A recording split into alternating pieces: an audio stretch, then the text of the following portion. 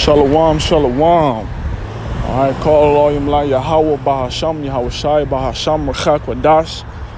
Double honors to our apostles and elders of Great Millstone who rule well and taught us this Amath, which is the truth.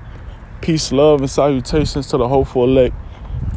So that preach this truth out of the four corners of the globe, risking their lives and freedom to do so. Shalom, shalom.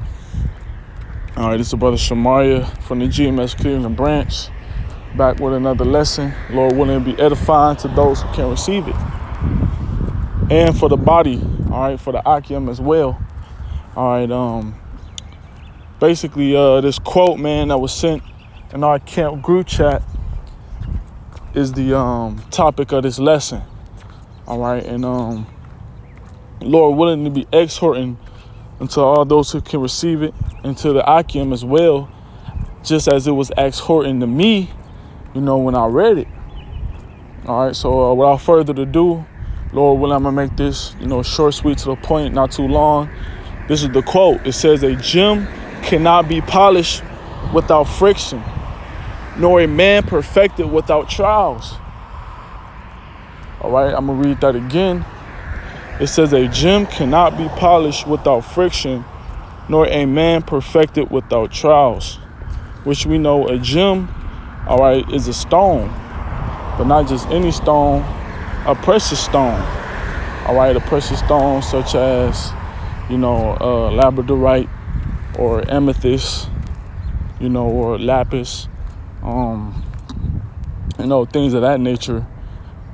And when you see the first estate of a stone, it's rugged. All right, the first estate of a stone before it is polished is real rugged. You know, you got it's rough edges. You know, it's dirty. Wherever it's at, it's, you know, you find rocks, you find minerals, you find gems and stones. You find it in the earth. All right, so it may be deep in the soil. It's all dirty.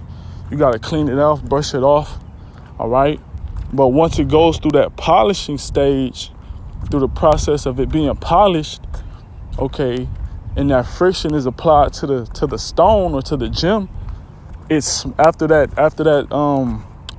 polish, after the friction, after that whole process, the gem is become smooth. All right, the gem is smooth. The beauty of it is more perfected. All right, the beauty, it pops out more of the stone. It is more manifest. Okay, it's clean, it's vibrant. You know, like I said, it's smooth. It's not rough around the edges. It's not rugged anymore. All right, it has the perfect shape, you know, and that's basically what the Lord is going to do to his men. That's why it says, nor a man perfected without trials, man. All right, and throughout the scriptures, plenty of times, the Lord has compared his men, specifically his prophets, his chosen men, the elect, are always comparing it to precious stones. All right, the Lord always compares his men, his prophets, his elect. He always compares, you know, compares them to precious stones, man. All right, and we know before a stone become precious, it has to go through the state of being refined. Okay, and that refining process is what makes the beauty of that stone. The refining process is what makes the beauty of that man. All right, and that's what the Lord is doing with us now. That refining stage is that trial, man. Those trials, the friction is those trials, man. All right, and I'm gonna grab some scriptures. I don't want to ramble too much. So I'll grab that later. This is Zechariah chapter 13, verse 8. It says, "And it shall come to pass that in all the land, saith the Lord, 2 parts therein shall be cut off and die," which we know those 2 parts are 2/3 of the nation of Israel. All right, 2/3 is that part, that remnant, the majority of the so-called Negroes, Latinos, Native American, Seminole Indians that refuse to return back to these law, statutes, and commandments, that refuse to repent to Yahweh Ba'ashem Yahweh Shai, man. Okay, which that's the reason they're going to be cut off from the nation. That's the reason that they're going to die, which that 2/3 consists of those Negroes, Latinos, and Native Americans that dwell here in America. But we know, all right, that Israel has been scattered abroad across the four corners of the globe, man, all across the world. There's Israelites everywhere on the earth. So you're going to have Israelites outside of America that's going to be cut off and die as well. All right? Because they don't want to turn back to their creator. They don't want to turn back to Yahweh Ba'ashem Yahushai and his righteousness, man. So 2/3 of the nation of Israel, they're going to be cut off and die here in America. And then you got the rest of those Israelites, all right, who not trying to get right outside of America, they're going to be cut off and die too, man. All right, so it says, but the third shall be left therein. All right, that third, what is that third? That third is talking about the remnant. All right, the remnant of Israel, that 1/3, that small portion, specifically the 144,000 men spoken about in Revelation, the 7th chapter. Okay, that's what that third part is. It says that they're going to be left therein. So they're not going to be cut off and die, man. They're not going to be cut off from this heritage that the Lord established. We're going to continue in our heritage, man. It says, verse 9, and I will bring the third part through the fire, and will refine them, as silver is refined.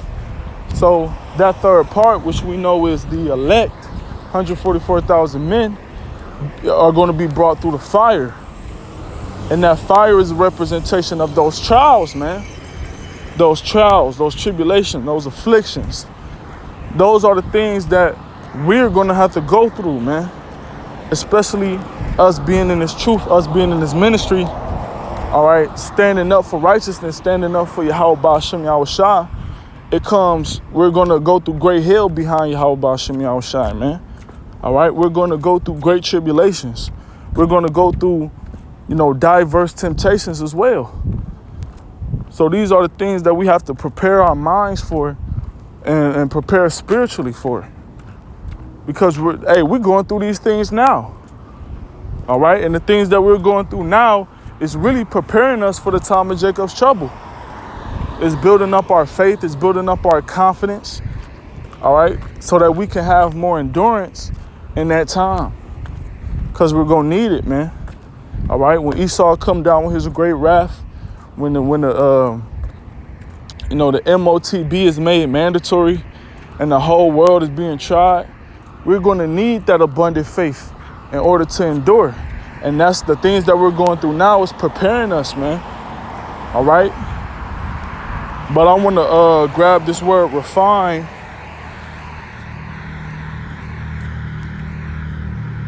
And this is the Strong's Concordance on the blue letter.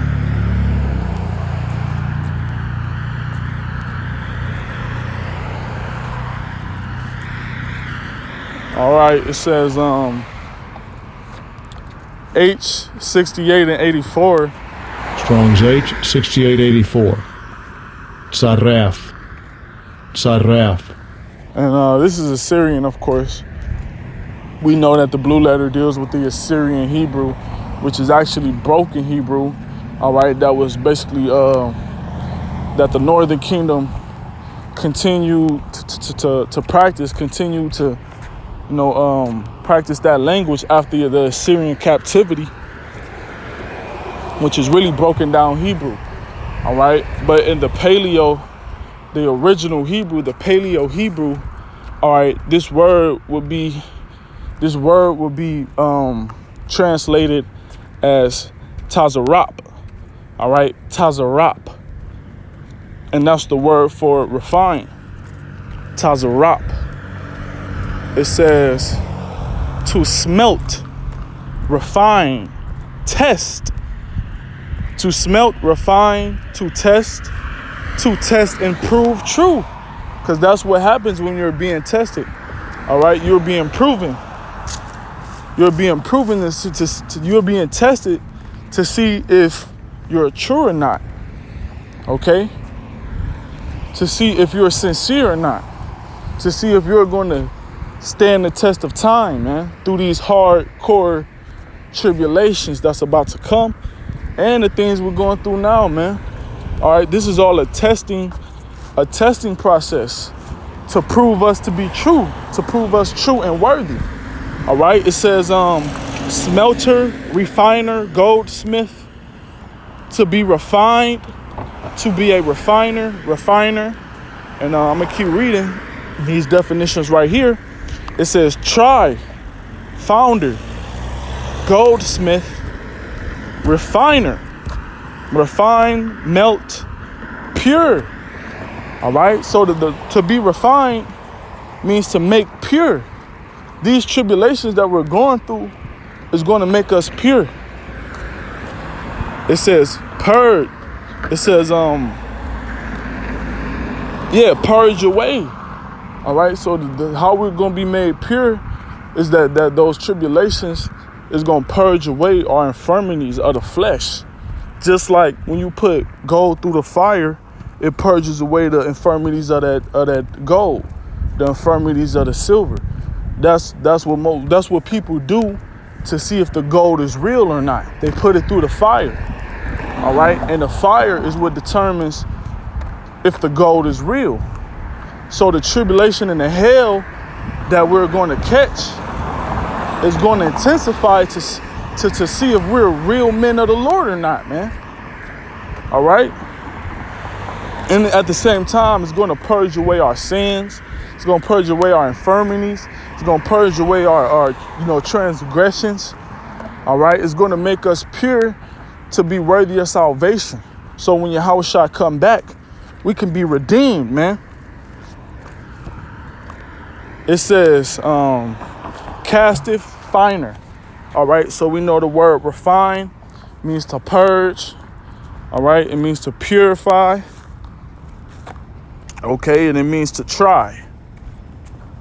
So that's what the Lord is doing when we're going through these tribulations. He's purifying us. He's trying us. He's proving us for us to be real men. Okay, to prove unto the world and to prove unto himself who the real men of the Lord are. So I'm going to read this Zechariah 13 and 9. I'm going to read it back. It says, and I will bring the third part through the fire, and will refine them as silver is refined, and will try them as gold is tried. They shall call on my name, and I will hear them. I will say, it is my people, and they shall say, the Lord is my power. All right, so through us going through these tribulations, through the purifying process, okay, we're going to be catching so much hell. The fire is going to be so intense that we're going to call upon the Lord, man. All right, we're going to call upon the Lord like we never called upon him before, because that's going to be our only defense, man. All right, the scriptures say that the name of the Lord is a strong tower. The righteous one within are safe, which we have the name of the Lord, and we have his son's name. All right, we have the name of the Lord Yahweh, and his son's name Yahushai. Okay, and we're going to plead, and we're going to call, and we're going to repent to that name until we're saved, man. All right, and the Lord said he's going to hear us. He says, I will hear them and will say, it is my people. So when we call upon the Lord's name, when we make our prayer and supplication unto him, he's going to come to our rescue, man. All right, he's going to hear our call, and he's going to come to our rescue and deliver us out those tribulations. Deliver us out that great tribulation, man. All right, until he sends his son Yahushai, crack the clouds, redeem his elect, and destroy the rest of the remnant, man, according to prophecy.